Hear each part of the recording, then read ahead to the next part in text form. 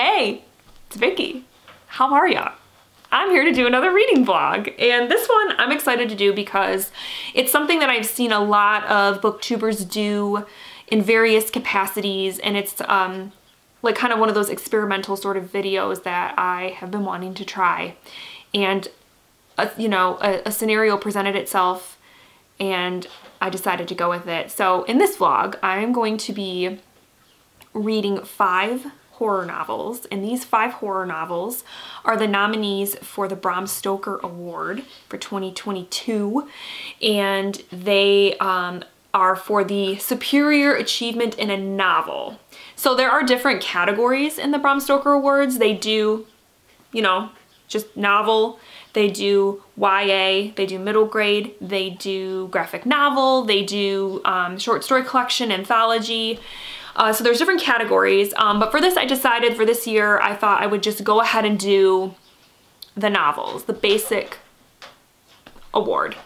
Maybe in the future I will try to do some of the other categories like in future years, but for this go around I'm gonna do just the nominees for the superior achievement in a novel, and I'm gonna read them all and I'm gonna like rank them and like give you my prediction for the winner, who I think should win. And I've seen a lot of people do this with other awards, like the Women's Prize and things like that. And I just thought it would be fun to do. I like horror books, and these 5 books, I have not read any of them. So that's interesting, though a couple of them are on my TBR, I just haven't gotten to them yet. So it's gonna kind of give me the kick in the pants I need to actually read the books. So I thought it would just be fun to do. So today is March 27th, which is also my 39th birthday, which I'm good with. I don't get upset by aging. I'm fine with aging, but it is weird that this is the last year in my 30s because I just don't feel like I have been on this earth for 39 years. It's just kind of weird. But anyways, I thought I would start this vlog today because I want to give myself the time to read all of the books and really think about them, and so that I can give you like a proper ranking and analysis of the books. Please, if you hear my dog licking herself, she's like right over there, I am sorry. She's just relentlessly licking herself today. Like I said, the 5 books are ones I've obviously, some of them I have not heard of at all, but a couple of them were on my TBR anyway. So I got all 5 of them from the library because I'm trying to not buy books right now because I really want to get my physical TBR down. So, and actually all 5 of these I could listen to via audio, all 5 of them. I will probably still do a mix of audio and physical reading, but these are the nominees. Oh my God, I just hit myself in the face. Right here. And like I said, yeah, it's March 27th. They announced the winner on June 17th. So I have given myself a lot of time to make sure I read these books. And because I just didn't want to rush it. I don't even know if I want to read all of them like boom, boom, boom, back to back. So that's why I'm giving myself a lot of time. But the 5 books are Daphne by Josh Malerman, which is one that I had on my TBR. I'm not going to give like big synopses right now because I think I'll just do that as I read the books, because I just don't feel like sitting here and giving you synopses for like the next 10 minutes. So, but the nominees are, I feel like an Academy Award announcer. Daphne by Josh Malerman. Sundial by Katrina Ward. This is another one that was on my TBR because I have enjoyed, well, I've only read one book by her in the past. Really enjoyed it though. The Devil Takes You Home, which I just kind of started hearing about, but this is by Gabino Iglesias. And then this is an author that I have read in the past, but this book was not on my radar, but it is The Fervor by Omakatsu. She tends to write like historical horror, so her novels always have some sort of historical context or revolve around some sort of historical event. This one is World War II, so that's kind of cool. And then Reluctant Immortals by Gwendolyn Christie, which I have never heard of. I have no idea what this is about. Those are the nominees. And yeah, I'm gonna start reading these now, today, right now. And I think because I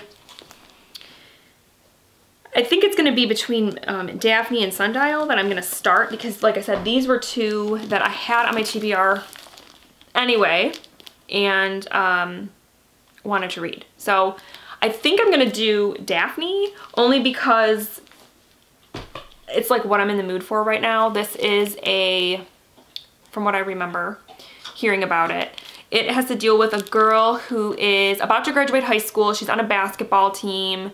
Her team is really tight. They're all really like close. And then there's this sort of Bloody Mary type of story in her town about this girl named Daphne who died. They're not sure. There's kind of like speculation. Did she kill herself? Was she killed?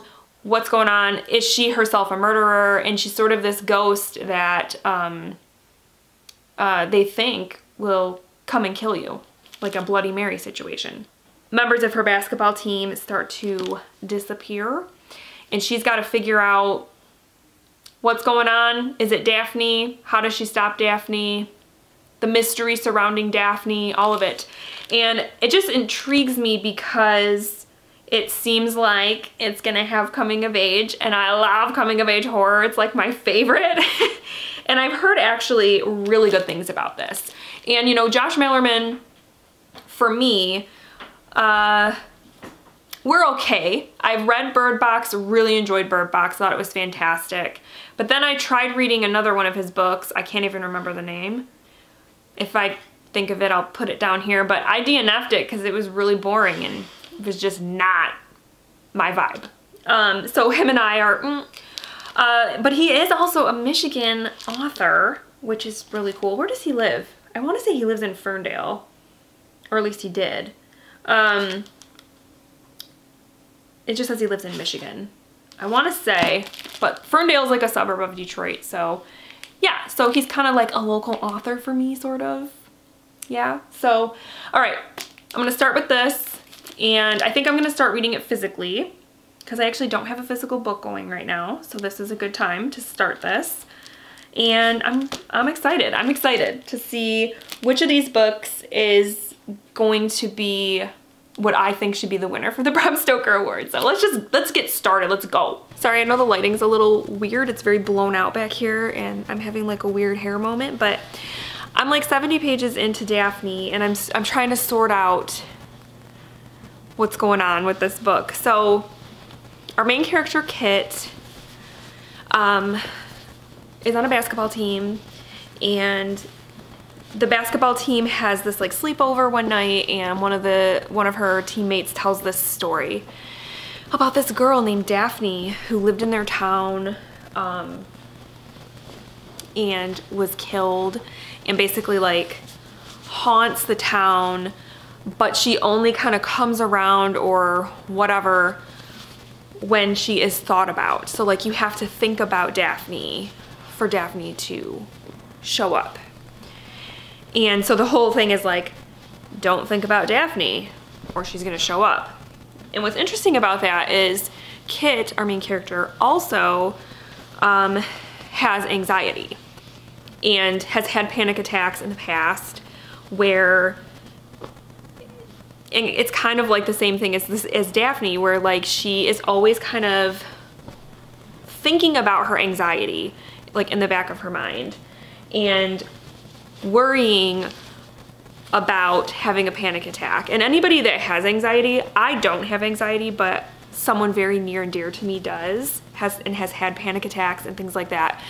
And so what I basically understand is that like anxiety has this vicious cycle where you have, let's say you have a panic attack, and after that you are then constantly thinking about, worrying about having another panic attack, and that worrying about having a panic attack makes your anxiety worse and can bring on more panic attacks. So it's just this vicious cycle, and that's kind of what Kit is dealing with the anxiety, is that she's struggling with, you know, and it's that kind of that whole thing where like and this goes with anything, like when you're told like you're worrying about something or like overthinking something, and people are like, oh, just don't think about it, and you're like, how can you not think about it? Because telling yourself not to think about it makes you think about it. And that's kind of the whole thing with Daphne. It's like, is she this sort of like symbol? I don't even know if symbol is the right word, but yeah, we'll just say that. A symbol or like a mirror of sorts of Kit's anxiety. I don't know. Because like things have just started. And I think it said it in the blurb that like her teammates start to die. So like a teammate has just died. And Kit is kind of like, oh my gosh, was it Daphne? Oh my gosh, it was Daphne. Okay, we have to stop thinking about Daphne, but we can't stop thinking about Daphne. And so it's like, is that the sort of like the purpose of the book, is like how those sorts of things, like how your mind, when you're trying not to think about something, causes you to think about it more and just like manifests and just becomes this thing? Is that what Daphne is? I don't know. But I've already had thoughts about it, and so I just wanted to get them out. But so like it's kind of slow, honestly, at the moment. I'm like 70 pages in. It is starting to pick up now that like something has happened, but the whole beginning is basically just Kit talking about her anxiety and worrying about it and things like that. And so yeah, I feel like this is a book very much about those types of thoughts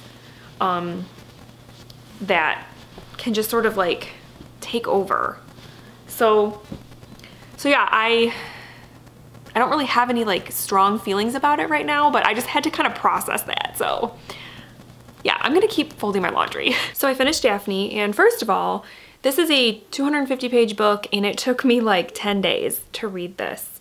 It was a slow go. I did struggle a little bit in the beginning to really get into it.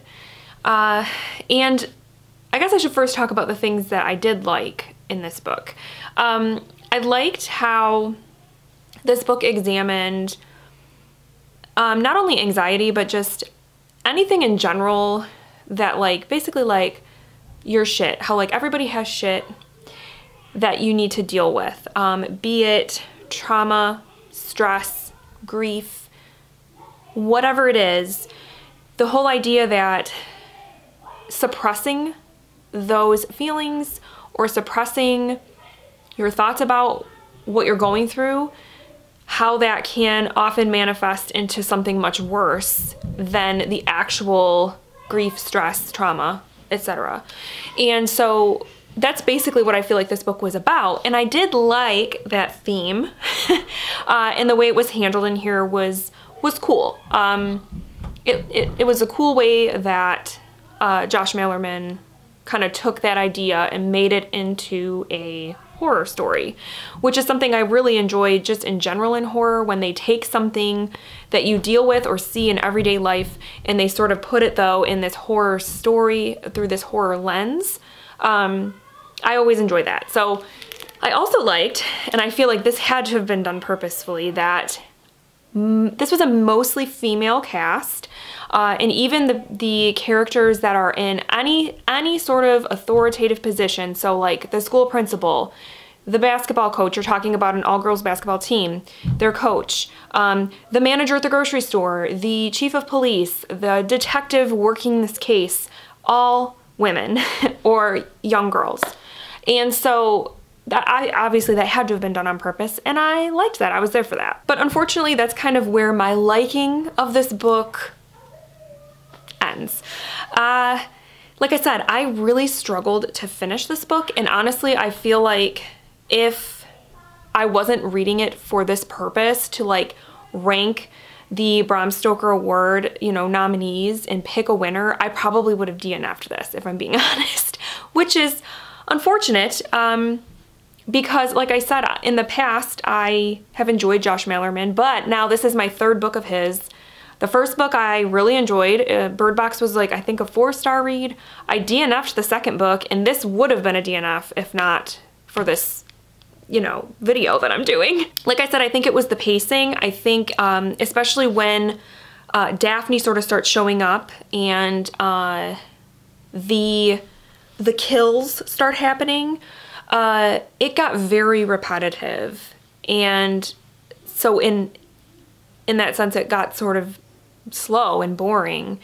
And also, it felt at times very cheesy to me. I don't really know how to explain it. It just, there were parts that I felt like I was kind of laughing when I shouldn't have been. I don't know. And then as far as the horror goes, I don't always need a horror book to scare me. Sorry if you hear kids screaming in the background. Leia has some friends over and they are being kind of rowdy. But horror doesn't always to me have to be something that like scares me, but I do want to feel some sense of tension or uneasiness or suspense, like something, so that where it's not necessarily fear I'm feeling, but it's just like an overall sort of feeling of a creep factor or something. And I got none of that from here.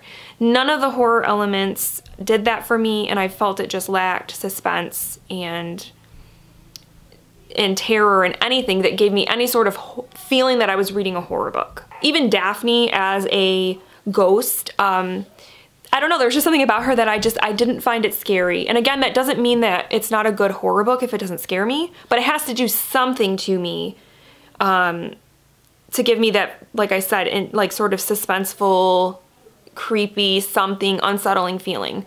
Daphne basically was described as a 7-foot tall woman with like greasy hair hanging down. She had like Kiss makeup, like from the band Kiss. She kind of did her face up like that. She wore denim, like a denim jacket with like heavy metal band patches on it. And to me, I'm just like, okay, like she looks like a lot of people I've seen in the real world. And okay, she's 7 feet tall. Like there was just nothing about that to me that was creepy. I know some people though might feel differently. So yeah, overall this just lacked, especially when you're talking about giving a book an award like the Bram Stoker for horror. I just felt like this lacked in that for me. So I'm giving this 2 stars. It just wasn't my vibe. I didn't connect with it like I'd hoped I would, though I appreciate some of the themes that went on in this book and the way he explored them. It just didn't land well. So I think the next book I'm gonna tackle for this project is Reluctant Immortals by Gwendolyn Christie. I think is how you say the last name. And this is one that like, I picked it up because it's on the list, but I didn't actually read the synopsis or anything. And now that I've read the synopsis, I'm really intrigued. So this is basically a horror novel, obviously, that deals with Mr. Rochester, whom we know from Jane Eyre, and Dracula, whom we know from Dracula, and the 2 women that sort of survived these men. So you have Lucy, who was in Dracula, and Bertha, who, I don't know if it's spoilery to say what her role in Jane Eyre is, so I won't, just in case you don't know and you don't want to be spoiled. Like, you don't want Jane Eyre to be spoiled for you if you don't know about it. But what's kind of cool about this book is, so these 2 stories which take place in, I want to say the 19th century, right? This book, the 2 men, so Mr. Rochester and Dracula, kind of show up in 1967 San Francisco. And to me, that's just, it's ticking a lot of boxes. I don't know why. I actually enjoyed both. Jane Eyre is one of my favorite classics. Dracula I also enjoyed quite a bit. So I like that it's sort of a, not really a retelling, but a reimagining, I guess, of those characters. And then the 1960s is totally my jam. So I'm very, very intrigued by this. And I haven't really heard anybody talk about this. Hence probably why I had no idea what the book was about. So I'm intrigued. I think I'm gonna go the audio route with this one because it is available on Scribd. So I think this is gonna be my next one. We are getting ready to go see the Super Mario movie, which I'm actually very excited to see, and I've been kind of anticipating because I'm a big fan. I mean, I'm a 90s kid, so I'm a big fan of Mario. I grew up playing Mario. I still play Mario, let's be real. I still play Mario on my Nintendo Switch. My kids are like, love Mario. So the 4 of us are gonna go to the movies and see it, and we're all excited. And then hopefully we're gonna go get some dinner afterwards. That's kind of the plan. So yeah, I don't know when I'm actually gonna start this, but I will give you a check-in when I feel the need. So I know I'm pretty sure this is where I filmed my last clip, but I swear I have left this spot. I think the last clip I had mentioned that we were going to see the Super Mario movie, and we did, and it was good. Like, Austin and I were kind of geeking out during the whole thing, basically, because, you know, we grew up playing Mario, we still play Mario, we love Mario, and there were so many just like Easter eggs and just references. It was a lot of fun. The kids also really enjoyed it, and it seems that there may be a second movie coming, so that's also super exciting. So we had a great time. It was fun. And I have started Reluctant Immortals. I am 42 pages in, and I'm already really enjoying this, like, a lot. I was a little bit like kind of trying to decide if I think this is the book, because the two main characters are tied to two other books, Dracula and Jane Eyre. I was kind of trying to figure out if it's a book that you, like need to read those two books to be able to read this book. And as of right now, I don't think so, because I think Lucy, our narrator, she kind of explains what happened to her and Bree, I almost said Bree, B, aka Bertha. What's interesting, so you get sort of that backstory, so that if you aren't familiar with their role in those two books, it's pretty much, you're brought up to speed. And that's what's kind of interesting about this, is that they are, like, I thought that this was going to be like a reimagining, and that they were going to kind of be living the sort of Dracula slash Jane Eyre sort of storyline, but in a modern setting. No, they have lived the events through the events of their perspective or respective, I don't know what word to use right there, books. So in this case, since it's the 1960s, like, Jane Eyre was published in the 1850s, I want to say, maybe the late 40s if I remember right. So that story's over 100 years old. So B experienced that stuff over 100 years ago. And then Lucy, I believe Dracula was like the late 1890s. So it's been like 60 some years, right? But they are like, so this is kind of like a sequel of sorts. But instead of being in like London or whatever, they're in California in the 1960s. And what's really cool about this that I'm really liking is you are already sort of seeing some kind of like symbolism or like parallels that you can make to any woman who has been the victim of a man. Because both of these women, that was kind of their role in their stories, in the Dracula story and the Jane Eyre story, was they were victims of the main characters in that book. So, and that was their whole purpose in the book, was to sort of drive that character, so to drive Dracula's story forward, to drive Rochester's story forward. But otherwise, they were sort of seen as insignificant. And there's actually a quote, I've been actually tabbing this, which I never do. So like, for example, here it says, "There are tales about Rochester and Dracula, books and movies, ones where B and I have been mostly written out, deleted from our own story, our own lives. Every time I turn around, it seems there's another version of Dracula, another casting call for young women corseted and blushing and breathless for him. He's become an unlikely hero, a blood-sucking James Bond, and I've become less than a footnote. The disposable victim who should have known better." And I feel like that's the case, and where you can kind of relate this to real life, that's the case for a lot of victims. I feel like you have things like, for example, when you go into true crime, you have people like Jeffrey Dahmer, who, how many like made for TV specials or interviews, documentaries, whatever, books, everything have been written about Jeffrey Dahmer, and so often his victims are forgotten. Or Ted Bundy is another one. he's actually probably a better example because he killed women, whereas Jeffrey Dahmer did not kill women. But still, if you're looking for like a parallel, and so, and in the same way, Dracula and Rochester are sort of glorified in their books, and they're sort of seen, they are the protagonists, and you're not meant to see them as monsters necessarily. Well, Dracula, you are. But he's the sort of monster main character that you kind of like.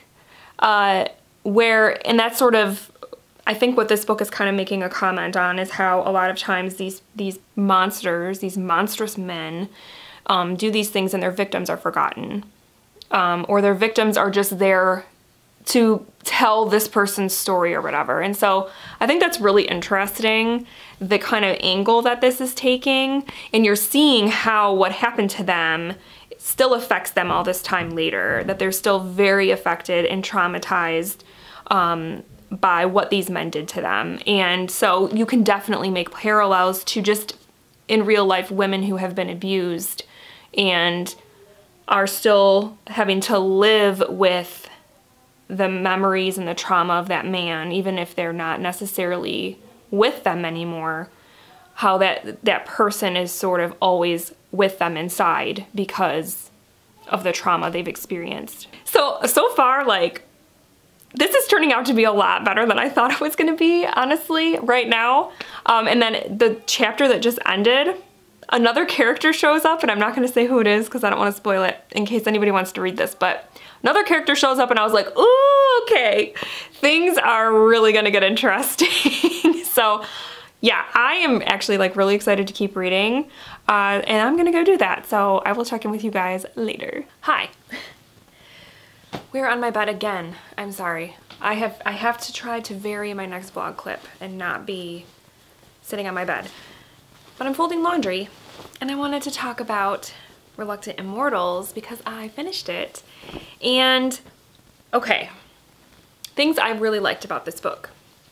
I really liked how Gwendolyn Keist, I believe is how you say her name now. I think I looked it up. I think I remember that right. I love how she took these Victorian characters and put them in a like 1960s California setting. And I really liked how she kind of showed you that time period as well, the summer of love and whatnot, the whole sort of hippie movement, peace and love, also had a dark underbelly to it that really came to a head in when the Manson family stuff started. And so I liked how she took that and how she took these two seemingly unrelated novels and brought them together to make this just interesting story about the kind of like forgotten women of literature and how it was sort of meta in the way that like they were very aware of the legacy of these stories, the legacy of Jane Eyre, the legacy of Dracula, and how they were sort of left behind and these two men were sort of given the Hollywood treatment and all of that. And I also really liked how in the end you felt like these two women, their stories were told, their voices were heard, and they sort of like got their revenge. And then I think too, like what I talked about in the first clip when I first started this book, I really liked the themes that you can also just gather just from in a very general sense of how often women are silenced, disregarded, and whatnot when it comes to when they are victims of men in one way or another, how so often they are silenced or in some way disregarded. And the book is also very much about that, which I think is a very important topic. However, the reason I'm reading this book, as we know, is because the book is nominated for the Bram Stoker Award for excellence in horror. And again, though this book was enjoyable and I liked it, it was not a horror book. I would classify this book as maybe like a dark fantasy. Maybe you could even maybe go as far as to say urban fantasy, because it does take place in, you know, like a city setting. But it didn't have a ton of horror in it, other than that, you know, Lucy is a vampire. That's like how she's immortal. And so there's some, you know, there's a lot of like stuff dealing with that sort of stuff, immortality, bloodlust. There's a bit of like, I would call it like magic in the ways in which these characters are still alive and that sort of stuff. The immortality of it all. But to me, immortality itself doesn't equal horror. And I don't think that this had a ton of horror in it. But again, kind of like with Daphne, it did have really good themes. But yeah, it didn't have horror. But for this one, I definitely enjoyed it a lot more. I think it was just a more enjoyable story. I loved the way that she tied together Lucy and Bertha, aka B, from Jane Eyre, and how she created this sort of story around these two women. I thought it was creative and different. I would have never thought to do that. And so in that sense, yeah, it was a good story. But again, I have to look at this as someone reading this book to see if it should win this award, and I'm not so sure. Now, granted, this is only the second book, but to me it did lack horror. So I'm giving it 3.5 stars, which for me is not a bad rating. It means I liked it. I didn't love it. I didn't hate it. I was a little bit, towards the end, I was getting a little bit bummed out because when I started the book, I was super into it. I was so excited to see where it was gonna go. But it did kind of get a little bit slow in the middle. And yeah, it wasn't like mind-blowing, but it was fun and I liked it. So for me, and I'm kind of giving it the extra 1/2 star because of, I think the thematic elements were, I thought, really strong, and like the creativity was definitely there. So yeah, so I would definitely, like, if we're ranking as we go, obviously like Reluctant Immortals is above Daphne. That's where we are. And then the next one I'm going to tackle, gotta pick it up off the ground, is Sundial. Ooh, very much, there's a lot of glare going on this book, sorry. This is Sundial by Katrina Ward. I decided to go with this one because I'm not sure yet if I'm gonna physically read this or listen to the audiobook. But even if I listen to the audiobook, I wanna have the physical copy. And I have to give this back to the library. They weren't able to like renew it like another time. Somebody must want it, so I decided I'm gonna go ahead and read this one. And this one deals with a creepy kid, it sounds like. It's about a woman named Rob who has a young daughter named Callie. And Callie, they're kind of living like this normal suburban sort of life, and then Callie starts to like do some weird stuff. Like she's like starts collecting tiny bones and like talking to imaginary friends, and it starts to kind of freak out her mom because it reminds her of the family, like her like childhood and the way she grew up. Something about that she's not loving. So she decides to take Callie back to her hometown, her childhood home, and they called it Sundial, hence the title. And it's in the middle of the Mojave Desert. So yeah, and then all it says is, in there she will have to make a terrible choice. So it's like, is she gonna kill her daughter? What? But then it also sounds like you're gonna hear from Callie as well, because then it also says like Callie's worried about her mom, that she's beginning to act weird and look at her strangely. So it's kind of like, who's really like the weird one? Is it the mom? Is it the daughter? Is it both of them? And then I know this is gonna just be super psychological because if it's anything like The Last House on Needless Street, that had some really great psychological elements. And so I'm kind of excited to check this out. Yeah, sorry if you can hear, it's starting to thunderstorm right now, which is kind of cool. So yeah, I'm gonna dive into this one next. I hope it's really good. And when I have something to tell you, I will come back. So this book is weird, but in a good way. I think you're dealing with two narrators who are both unreliable to you. And especially when they're talking about each other, because it's a mother-daughter situation. When they talk about each other to you as the reader, you're getting their perspective on that other character, and you're not really sure who's right, who's wrong, like there's two sides to every story sort of thing, but their relationship is definitely odd and strained. And the whole book just has this sort of underlying just unease about it. And it was the same way for me when I read The Last House on Needless Street by this author, that it was like a feeling that really just carried throughout the entire book, where you're kind of like, I don't really know what's going on, but I don't like it. It's giving me the willies. And that's kind of what this book is, because you have the unreliable narrators, and the mother in the book, her name is Rob.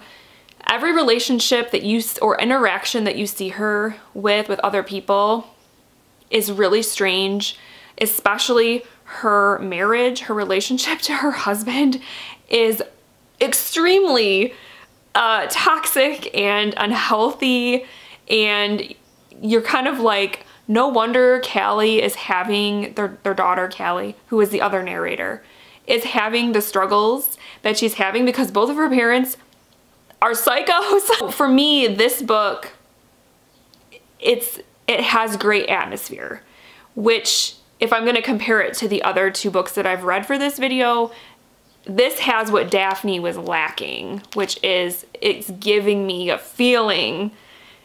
And so in that sense, it's going really well. And we're in the part, I'm about 80 pages in, and at this point in the book, Rob is about to tell Callie about her childhood, I'm assuming, because it says Rob then. Because throughout this whole first part, she's kind of dropping hints that her childhood was unconventional and there was some messed up stuff going on, but you don't know exactly, because and that's why she thinks that somehow that's why Callie is acting the way she's acting, is because of the way she grew up, that it somehow is like hereditary or something. I don't know. So I'm really curious to know like what the backstory is with the mother. And so this book is like interesting to me because it is dealing with, first of all, the mother-daughter relationship, which to me is always a very interesting topic, personally, because I have throughout my life at times have had a strained relationship with my mom. We're good now. We're doing good now, but it wasn't always good. And so I love seeing books that tackle that relationship, because it is such a complex relationship. And also how it's dealing with the concept of what I'm guessing is going to be some sort of generational trauma or baggage that is affecting the way Rob is parenting her children because of the way she was raised, that it is affecting her as a mother. And is, you know, so she's carrying on some of that toxicity and stuff with her own kids. But it seems that she's aware of it and is trying to fix it. So I don't know, I'm really intrigued, and I have no idea where it's gonna go, but I'm enjoying the ride big time, big time. So I completed Sundial. And what's kind of cool about this is this book is also going to help me with the Books in the Freezer reading challenge for this year, because there is a prompt to read a book where the title is a place. So this is going to fulfill that for me. And for this one, I'm going to give this one 4 stars.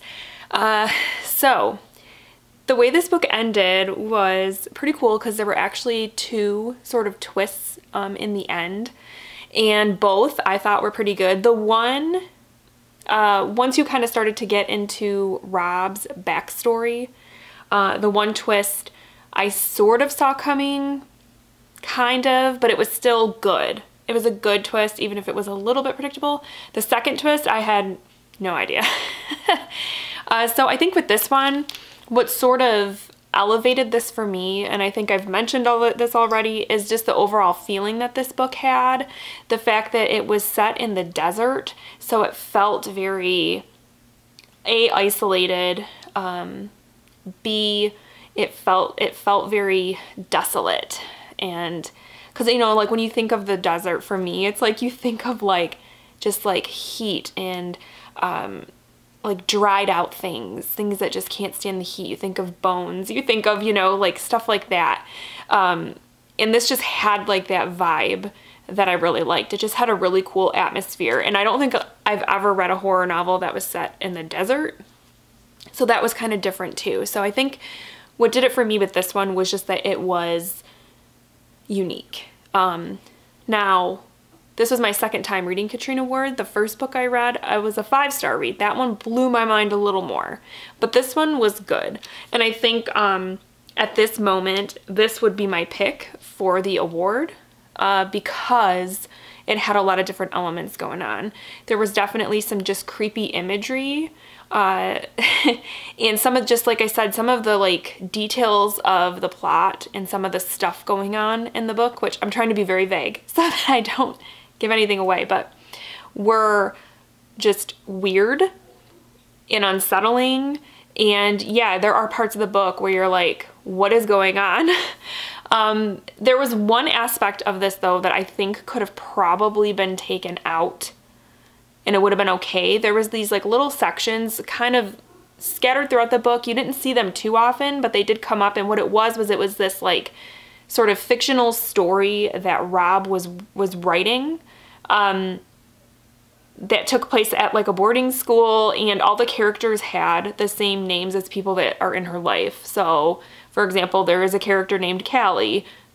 She has a daughter named Callie. There's a character named Irving. Her husband's name is Irving, and stuff like that. But those like little sections, I felt like or maybe I just didn't quite grasp their significance to the story. But we could have probably done without those. But otherwise, this was a good story. It had a really cool, weird vibe. And I like where it went. I like how it ended. The characters were really interesting. All in all, really good book. So next up, I'm going to be kind of doing something similar. I'm going to be reading a book by an author where I have read one book by them before. And this will be my second go with them. And so I'm reading The Fervor by Omakatsu. And I read The Hunger by her couple years ago, and that one was a 3-star read. She specializes in historical horror. The Hunger dealt with a like fictionalized story centering around the Donner Party, and it was good, but it also was kind of slow. This one is set in America during World War II, and our main characters are a mother-daughter. They are Japanese American, and they are taken to an internment camp in Idaho. They're from Seattle. They end up in an internment camp in Idaho during the war because they were Japanese, so they were rounded up and taken there. And as we know, that actually happened during World War II. They actually did do that to Japanese Americans. And but what Omakatsu does is she takes like real historical events and puts like a horror sort of twist on them. So in this one, the mother-daughter are at this camp, and this mysterious illness starts to go around. And it starts out as like a cold, and then the people become very violent, and it's spreading really fast. And then there also is bringing in some Japanese folklore. I'm probably going to say this wrong, I'm sorry. But there is a Japanese story dealing with a Jorogumo who is like a demon, and that is kind of brought into the story.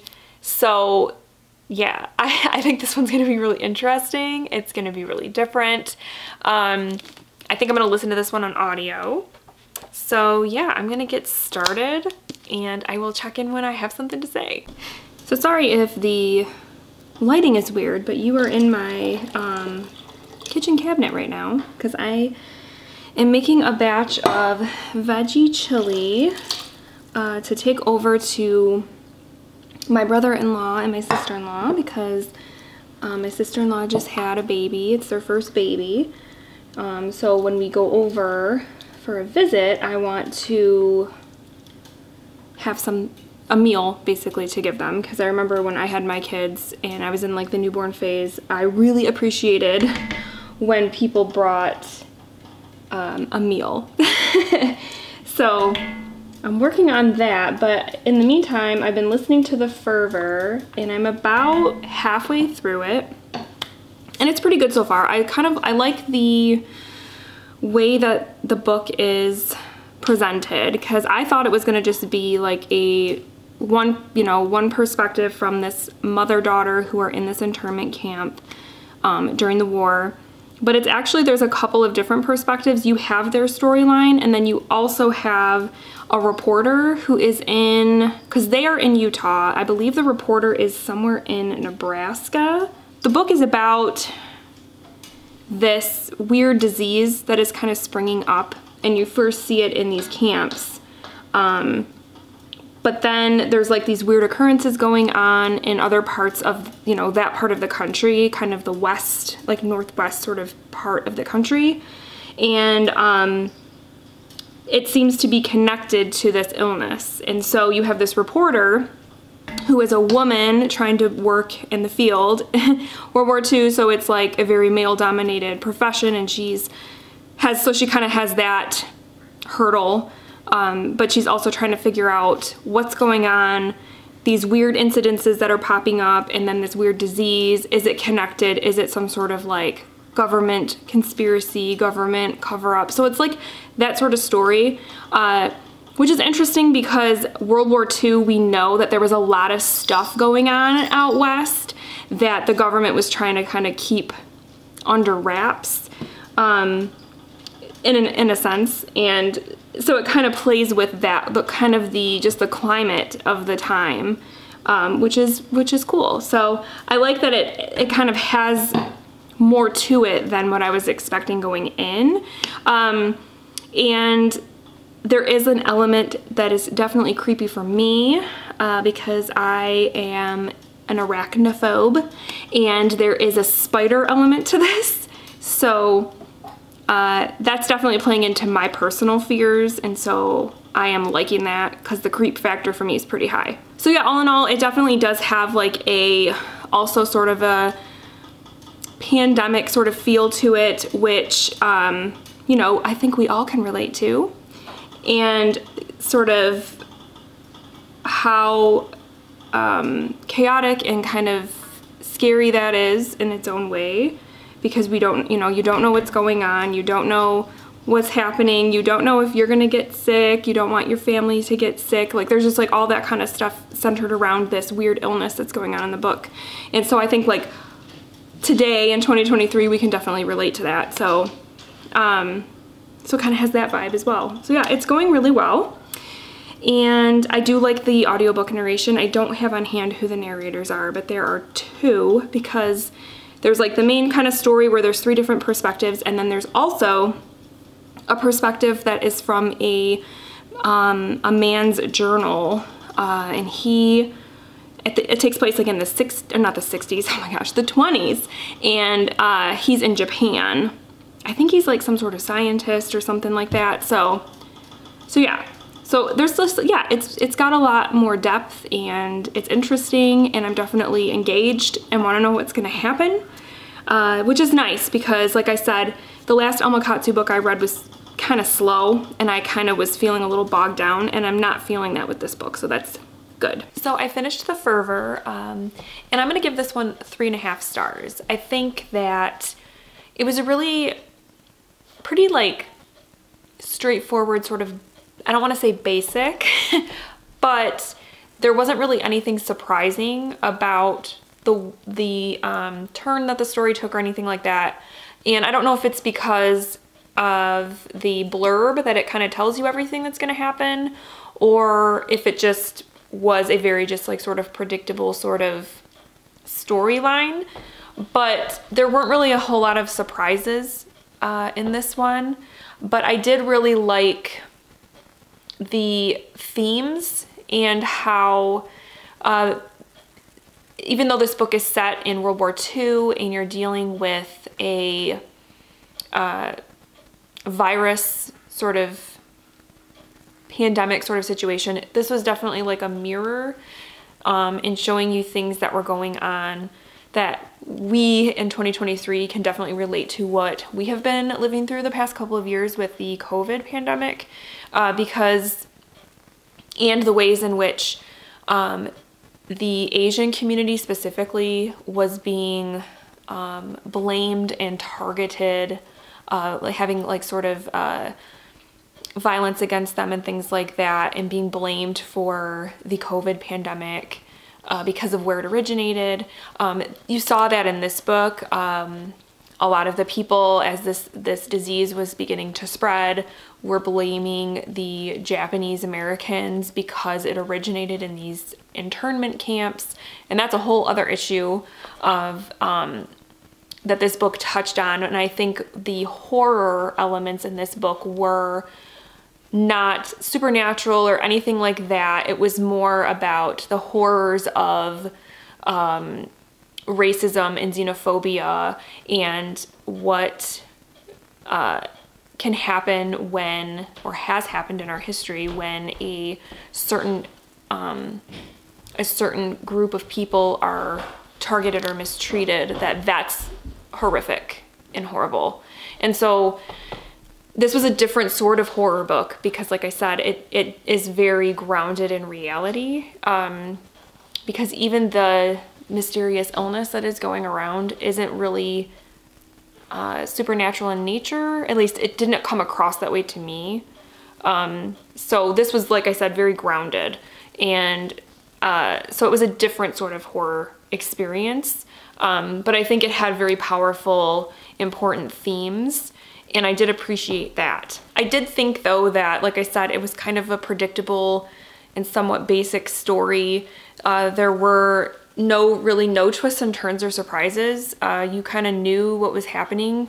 And like I said, I think it's because the blurb just sort of told you everything before you started reading the book. So I would say if you are interested at all in this, don't read the blurb. Because then it might be there might be a little more surprise as you go along and read the story. So yeah, overall this wasn't a terrible book. I'm gonna give it 3.5, like I said. So now I have to read the last book in this video, and I purposely saved this one for the end because, to be honest, the synopsis was kind of the least appealing to me or interesting to me, and it's The Devil Takes You Home by Gabino Iglesias. And this one I think is also, like this one, is gonna deal with like real life horror, because when I read the synopsis, there is like nothing in it that suggests any sort of supernatural monster, any sort of stuff like that with the horror. I think it's going to be more about being maybe extremely violent. And so I don't think it's going to be extreme horror in any way, but I think that's kind of where the horror is going to lie, is in kind of the horrors that people do to each other. Because this is about a guy who is buried in debt. His young daughter is really sick, and so he takes a job as a hitman, and basically has this job where he has to do something with the drug cartel in Mexico, which is, so it's very dangerous, and you can guess it's probably going to be very violent. And it kind of takes him across from Mexico into Texas. And so it's going to kind of also be, I think, like some sort of like road story or something like that.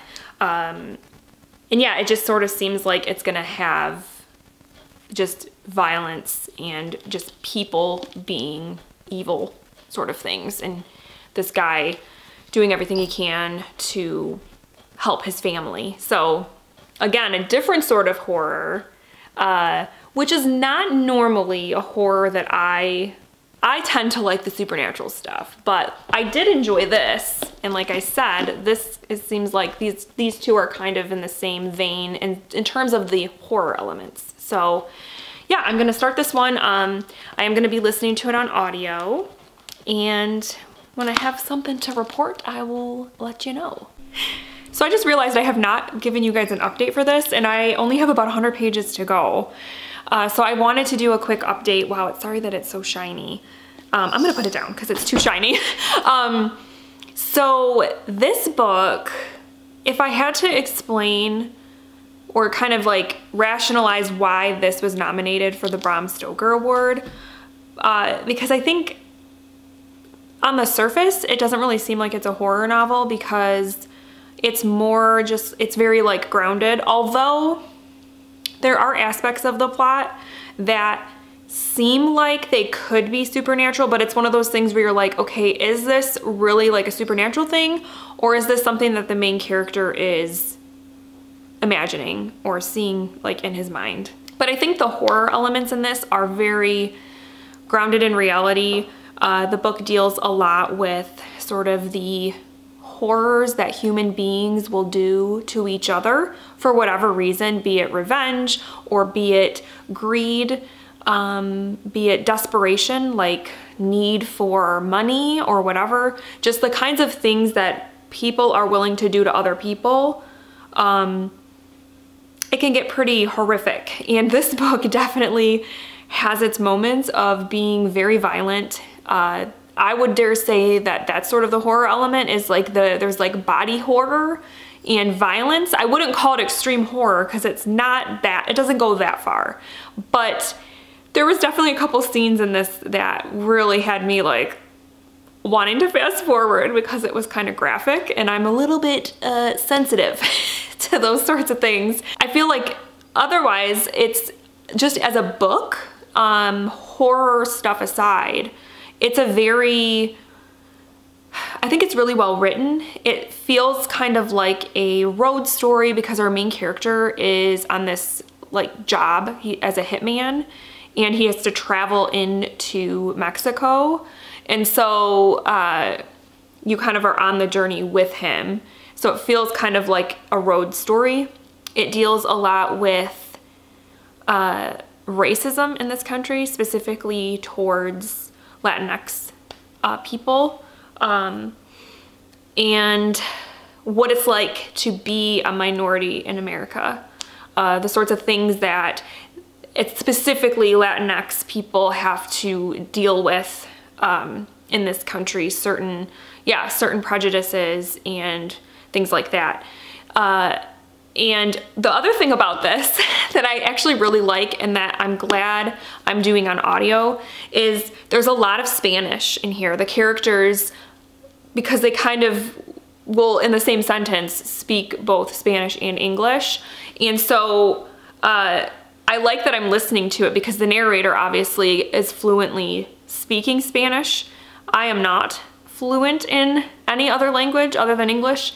So, so to me, I feel like if I was physically reading this and I was coming across the Spanish passages, I feel like I would be like Brad Pitt in Inglourious Bastards when he's trying to speak Italian and he's all like, buongiorno. Like, I feel like that's how it would sound in my head because I do not speak the language.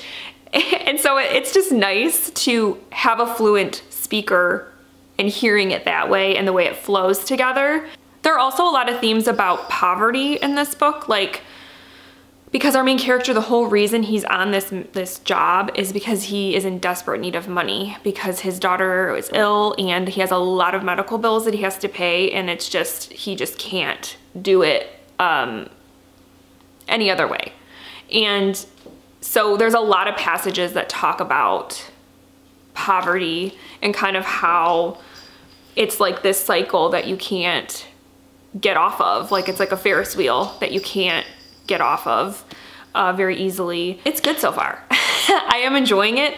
I haven't checked in because I have been listening to it so much that I'm like, oh my gosh, I'm almost done with the book and I haven't done a check-in. So it's going really well. I am liking it a lot, more than I thought I would. I definitely did not think I was going to really enjoy this that much, but I am pleasantly surprised. So I completed The Devil Takes You Home, and the last 100 pages of this book were kind of crazy. Like, a lot of stuff happened.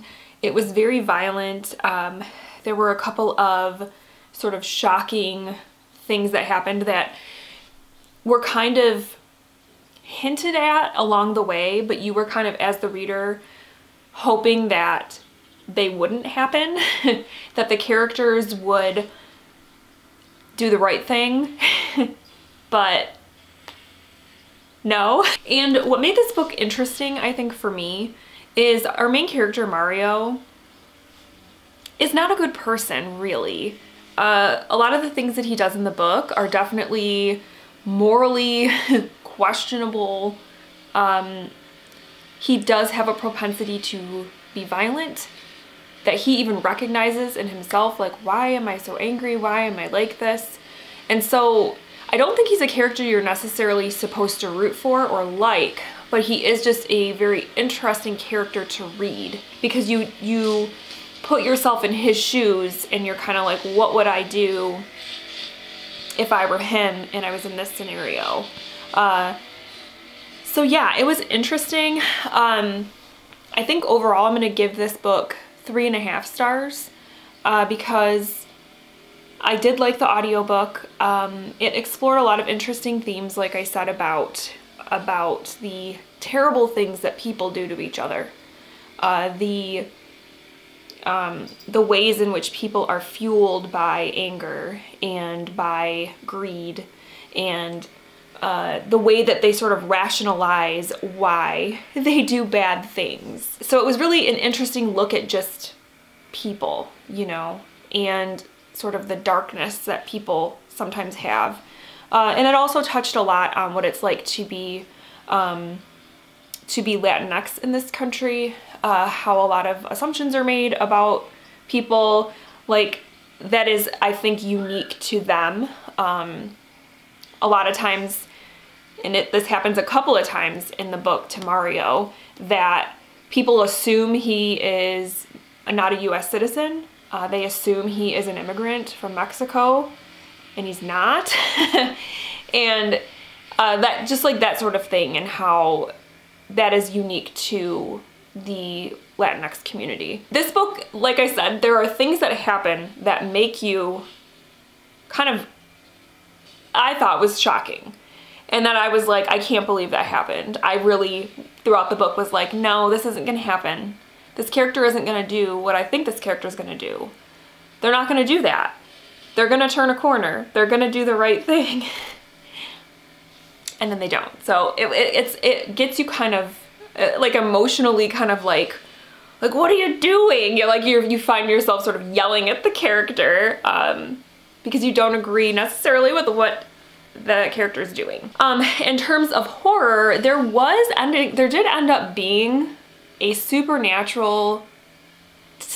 supernatural element to this. That, like I think I said in the last clip before, I kind of thought maybe it was something that Mario was just imagining, but I don't think so. I think it really was something supernatural going on, but it was very slight. And to me, the horror was more about the violence and just the ugliness that human beings can have. So I finished The Devil Takes You Home yesterday, and so I've had a little bit of time to sort of decide. You probably might already have a guess which one I have chosen officially for the Bram Stoker Award for 2022 for excellence in a novel, I think is what the name of the award is. And for this, I am going to go with Sundial by Katrina Ward. I no longer have a copy of the book with me because I had to return it to the library. And the reason I am going to choose this one is because I feel like, as a whole, it just, to me, was the most, resembled a horror novel the most. This one, arguably, I wouldn't call this necessarily a horror novel, but I can see where people would pick up on some of those themes and say, no, this could be horror, and that's why it was nominated. The same for Reluctant Immortals. To me, that was more of a dark fantasy, not necessarily a horror.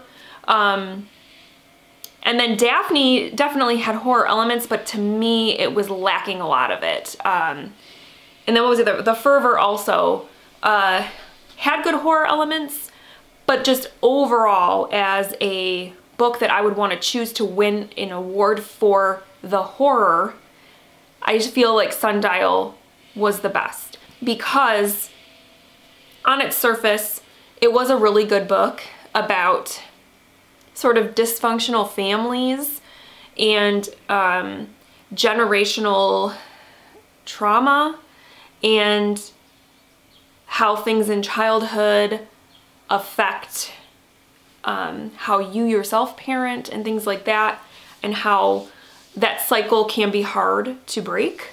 But then also, like I said, it just had really great atmosphere. It had just really just this crazy sort of unhinged at times feeling to it that to me the other books just didn't quite have. So yeah, my pick is Sundial, and the award is going to be announced in a couple of weeks, and I'm really excited to see which book wins. I think overall they were all good books. Daphne was probably one that I wouldn't recommend, but all the rest I think were pretty solid books if you were just looking at them as books and not necessarily for like horror. Just in general, they were good. So yeah, that is it, guys. I hope that you enjoyed this video, and let me know down below what book you would choose for the Bram Stoker Award. And that's it. I will talk with you soon. Thank you so much for watching. Bye.